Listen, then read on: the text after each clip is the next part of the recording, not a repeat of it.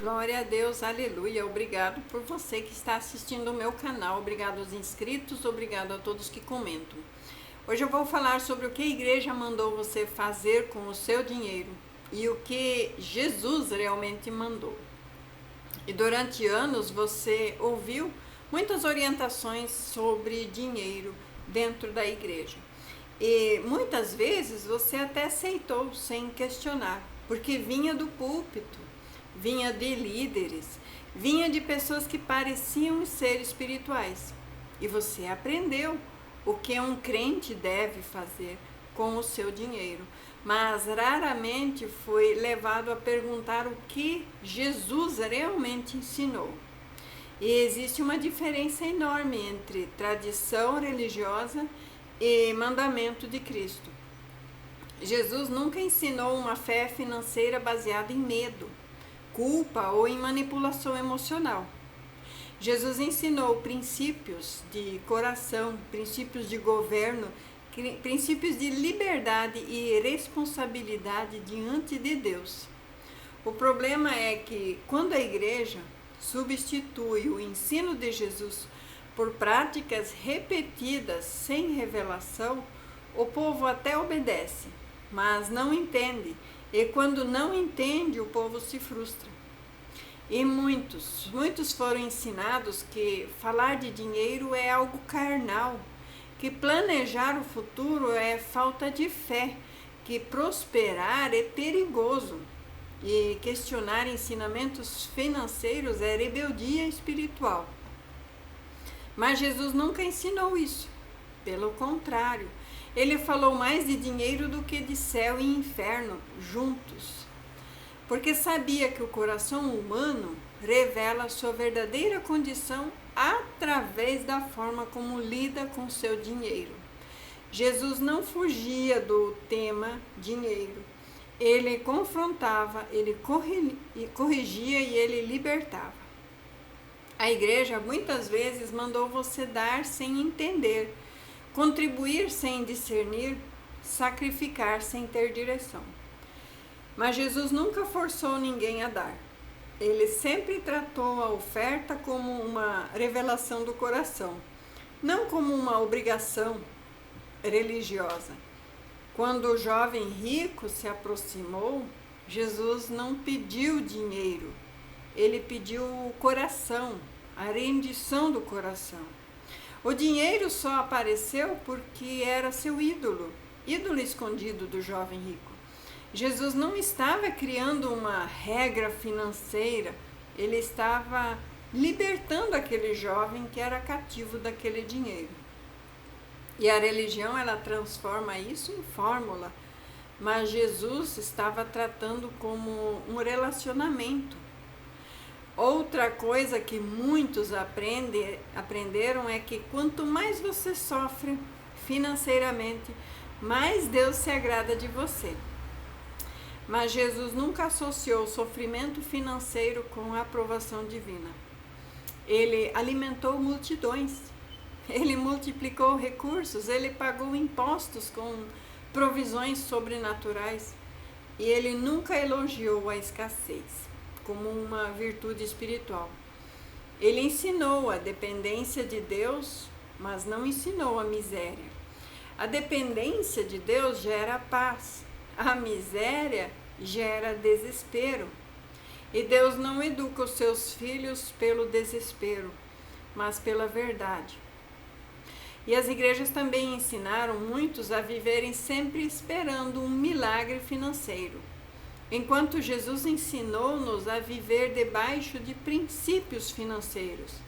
Milagre é exceção, milagre pode acontecer. Princípio financeiro é caminho. Jesus ensinou a calcular antes de construir, a administrar o pouco com fidelidade e não servir a dois senhores, a buscar primeiro o reino, a confiar que o Pai sabe o que você precisa, a buscar o reino. Buscar o reino não é abandonar suas responsabilidades financeiras, mas é alinhar as suas prioridades. O reino governa o coração. E quando o coração é governado, pelo reino de Deus, as suas decisões financeiras mudam e se alinham com o Senhor. Jesus nunca ensinou seus discípulos a viverem endividados emocionalmente, financeiramente, muito menos espiritualmente. Ele advertiu claramente seus discípulos sobre dívidas que escravizam. Disse que o devedor se torna servo do seu credor. Isso não é condenação, mas é um alerta.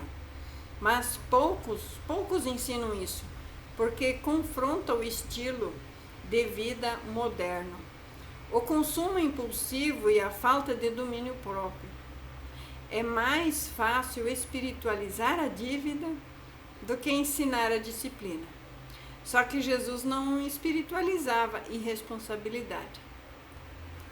A igreja mandou muitos acreditarem que prosperidade é sempre suspeito.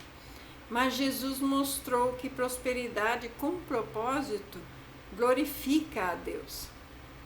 Zaqueu não foi condenado por ser rico, foi transformado por se arrepender. E o fruto do arrependimento foi a restauração financeira, a justiça e também a generosidade consciente de Zaqueu. Jesus não mandou Zaqueu ficar pobre, mas Jesus mandou Zaqueu alinhar o seu coração. Quando o seu coração muda, o dinheiro encontra o lugar certo. O dinheiro é servo e não Deus. Existe também o ensino distorcido de que dar é uma troca direta com Deus, quase uma barganha espiritual. Jesus nunca ensinou a trocar. Ele ensinou a confiar. Quem dá esperando o retorno imediato não entendeu o reino. A oferta para Jesus sempre esteve ligado à fé, à gratidão, à obediência, nunca à manipulação dos céus. O pai não é um banco, é um pai. E pai não negocia amor com seus filhos. Ele ensina a maturidade.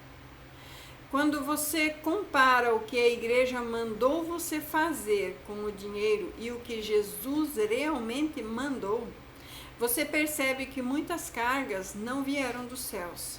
Vieram de homens bem intencionados até, mas presos a sistemas da terra. Jesus confrontou os sistemas religiosos porque eles colocavam pesos sobre o povo que nem eles mesmos suportavam carregar. E hoje em dia não é diferente. Muitas pessoas abandonam a fé, não por causa de Jesus, mas por causa do que ensinaram em nome de Jesus. Jesus quer libertar você hoje da culpa, do medo, da confusão financeira. Ele não quer que você viva refém de regras que não curam, nem de promessas que não se cumprem. Ele quer te ensinar a viver com sabedoria, com domínio e com paz. E onde Jesus governa, não há opressão, mas há clareza. Onde a verdade entra, o jugo pesado cai. E talvez hoje você esteja percebendo que precisa reaprender, não desaprender a fé, mas desaprender a tradição que nunca foram da palavra de Deus. Jesus continua sendo o mesmo. O problema nunca foi o evangelho, o problema foi o filtro humano. E quando você volta para o que Jesus realmente ensinou, o dinheiro deixa de ser seu inimigo espiritual e passa a ser uma ferramenta sobre o seu governo. E esse vídeo de hoje não é para acusar igrejas, é para chamar você de volta para Cristo. Porque quando Cristo governa, até as suas finanças encontram descanso.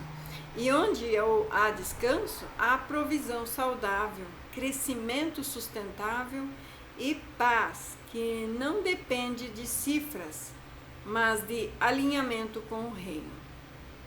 Então eu quero que você fique com essa palavra, com essa mensagem de alinhamento com o Senhor, porque o Senhor quer te ver próspero financeiramente, podendo ajudar várias pessoas, dezenas, milhares de pessoas, o número de pessoas que for possível.